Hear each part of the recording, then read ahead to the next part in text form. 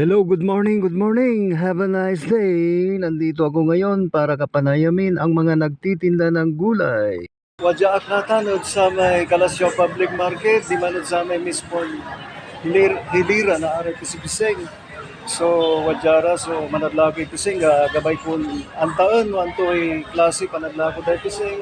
Luagi na si katuya so pinilidaya negosyo. Ya dadsay igapudan o pigay taon nara ya manlalako. So gabay ko rin interviewon, bantayan nyo ha, piano na antan nyo, piano na itang kayo idea, no marakap sumanlako na pising.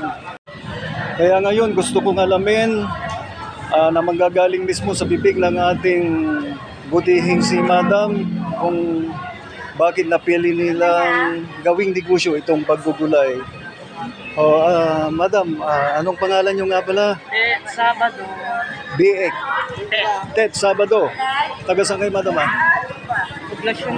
Poblacion East. So, diyan Pandaya, no?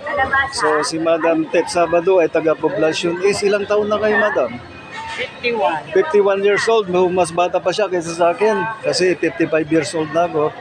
So, ilang taon na kayong nagtitinda ng gulay? Tagal na. 5 years na. 5 years na. So, ang tagal-tagal na pala. Bakit naisipan yung magtinda ng gulay imbes na iba yung negosyo nyo? Napili namin na ibenta kasi mabili. Ganun ba? So, Marami kaming kakilala. sa tagal-tagal na ng pagtitinda nyo sa paggugulay, may mga naipundar na ba ngayon na mga kagamitan? Ayun, garong. Garong, mayroon na kayong garong. Ang swerte naman. Mamaya, videoin natin yung garong nyo para maniwala sila, no? Pero sa pagpapagawa ng bahay, Hindi pa tapos. hindi pa tapos, pero ginagawa na, no?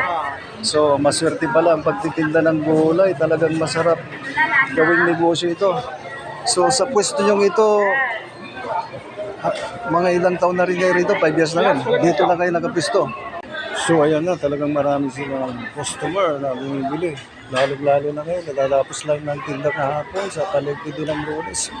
Pero ngayon, araw ng Martes, talagang dumadagsa na rin ang kanilang mga customer. So iba talaga pag kilala ka na sa pagtitinda, lalo-lalo na itong mga gulay na ito dahil maraming mga customers, hindi lang taga rito sa Kalasyaw, kundi sa mga iba pang mga lugar na malapit sa Kalasyaw.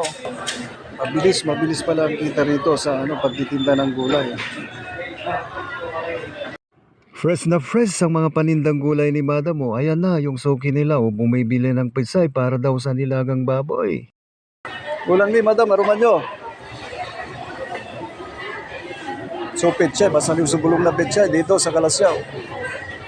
Lalong-lalo na pag bumili ka ng karne ng baboy o karne ng manok, pwedeng isahog pag maglalaga ka ng baboy. Magkano ang 1 kilo, Madam, sa pitsay? Magkano? 80, 1 kilo. Ay, kaya pala titingi-tingihin lang, Kaya yung 1 kilo, marami na rin yun. Okay, sige. Salamat kay Madam, bumili ngayon. So, marami ang bumibili sa kanila. Talagang halos minuto mayroong dumarating na bibili. Dahil paborito ng mga tao ngayon, puro gulay. Dahil ang gulay talaga, alam nyo na, talagang makakatulong sa ating pagpapalusog sa ating mga katawan. Dahil ito'y kailangan ng ating mga katawan para hindi tayo sakitin. So gulay kasi, ito yung nagbibigay sa atin ng mga klase ng vitamins. Yung ampalaya, nagpapababa ng diabetes, yung okra, mga dahon-dahon, ito yung mga nagbibigay ng mga vitamins natin, lalo na sa pagpapadagdag ng ating mga dugo. Lalo na itong mga sili. Lahat ng gulay talagang maganda ang benepisyo sa ating pangangatawan. So maganda pag may pwesto ka dito sa Kalasyaw. Kaya kung sino man yung nagbabalak na magtinda rin, kailangan pala mag-invest ka muna sa pagkuha ng pwesto mo. So yun yung number 1. Hanap ka ng pwestuhan para makapagtinda ka ng maayos. Hindi ka illegal sa pagtitinda. So ito yung sinasabi ni Madam Tet na talagang umaasenso na sila sa pagtitinda ng gulay. At ngayon kapanayamin natin si Madam, ang katuwang ni Ate Tet. Ano nga palang pangalan niyo, Madam? Linda. Madam Linda. Apelido niyo, Madam? Ano apelido niyo? Tupal. Tupal. Tupal. So, ilang taon na rin kayo, Madam, eh? 53. Abay, ang ilang manlalabi kasi.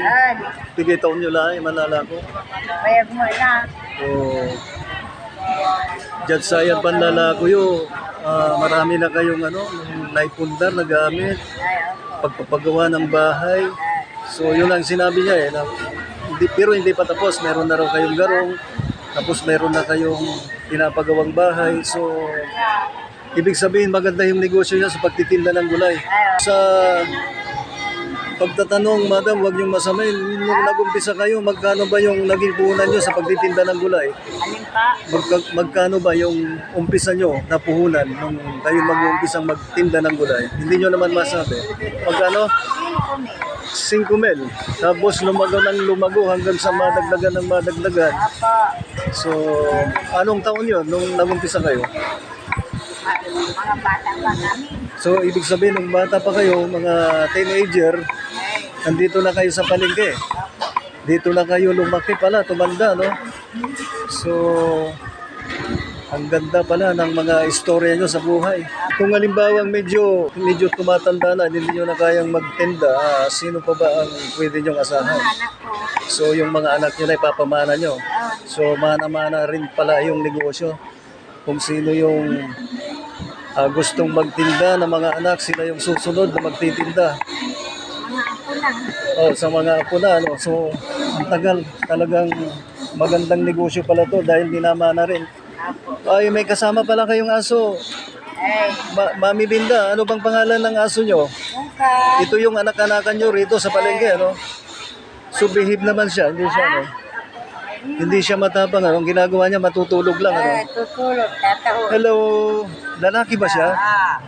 Wow, matapang pala to. Ayaw niyang makipag-usap sa tao. So, maraming salamat sa ibinigay niyong pahayag sa mga tanong ko. Ano po anak niya? At nabigyan niyo kami ng inspirasyon.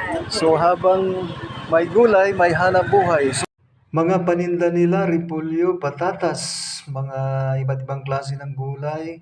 Yan, yung carrots, yung sibuyas na pula, yung bawang, yung repolyo, saka yung nabanggit ko kanina, patatas, repolyo. Tapos yung Chinese pizza, sayote, nandyan na rin. Yan ang pipino at di ba pa? Bali-bali sa ba? Lalo na no, medyo mata na eh. Sa isa ba 20 per kilo. So mga kilad dyan. Ay lang ka masimada sa bigat. At ito yung garong nakatas ng gulay. Wow! At ito ang kwentong inspirasyon para sa ating lahat. Salamat!